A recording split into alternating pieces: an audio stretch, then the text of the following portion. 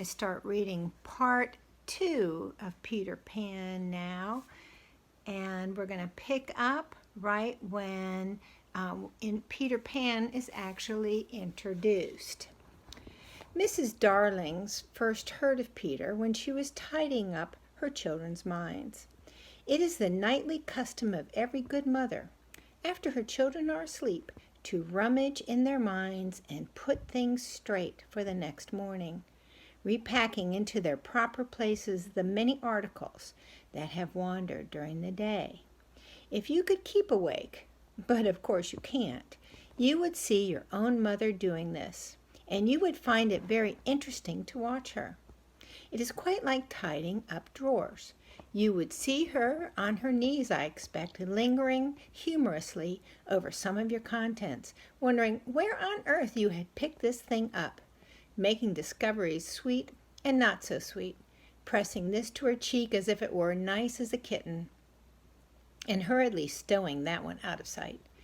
When you wake in the morning, the naughtiness and evil passions with which you went to bed have been folded up, small, and placed at the bottom of your mind, and on the top, beautifully aired, are spread out your prettier thoughts, ready for you to put on.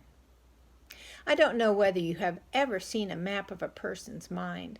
Doctors sometimes draw maps of other parts of you, and your own map can become increasingly interesting. But catch them trying to draw a map of a child's mind, which is not only confused, but keeps going around all the time. There are zigzag lines on it, just like your temperature on a card.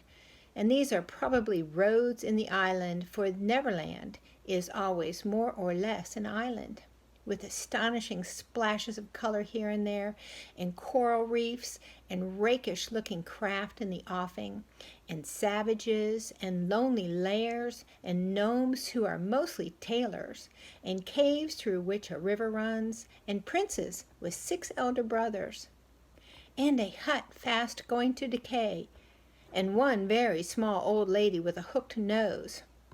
It would be an easy map, if that's all were. But there is also the first day of school, religion, fathers, the round pond, needlework, murders, hangings, verbs that take a dactyl, chocolate pudding day, getting into braces, say 99, 3 pence for pulling out your tooth, yourself, and so on. And either these are part of the island or another map showing through. It is all very confusing, especially as nothing will stand still. Of course, the Neverlands vary a good deal. John's, for instance, had a lagoon with flamingos flying over it at which John was shooting, while Michael, who was very small, had a flamingo with lagoons flying over it. John lived in a boat turned upside down on the sands, and Michael in a wigwam. Wendy in a house of leaves deftly sewn together. John had no friends. Michael had friends at night. Wendy had a pet wolf, forsaken by its parents. But on the whole, the Neverlands had a family resemblance, and if they stood still in a row, you could say of them that they each other's nose, and so forth. On these magic shores, children at play are forever beaching their cockerels. We too have been there, and we can still hear the sound of the surf, though we shall land no more. Of all the delectable islands, Neverland is the snuggest, most compact, not large and sprawly, you know, with tedious distances between one adventure and another, but nicely crammed. When you play at it by day with the chairs and tablecloth, it is not in the least alarming. But in the 2 minutes before you go to sleep, it becomes very real. That's why there are night lights. Occasionally, in her travels through the children's minds, Mrs. Darling found things she could not understand, and of these quite the most perplexing was the word Peter. She knew of no Peter, and yet here he was there.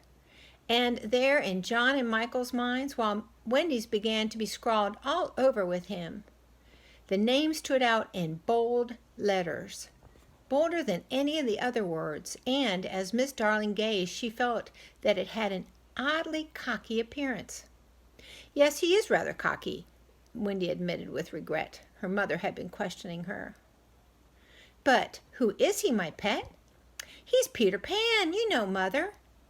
At first Miss Darling did not know, but after thinking back to her childhood, she remembered that a Peter Pan who was said to live with the fairies.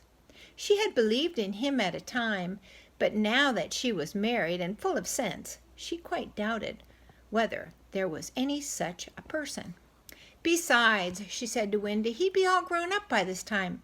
Oh, no, he isn't grown up, Wendy assured her confidently, and he is just my size.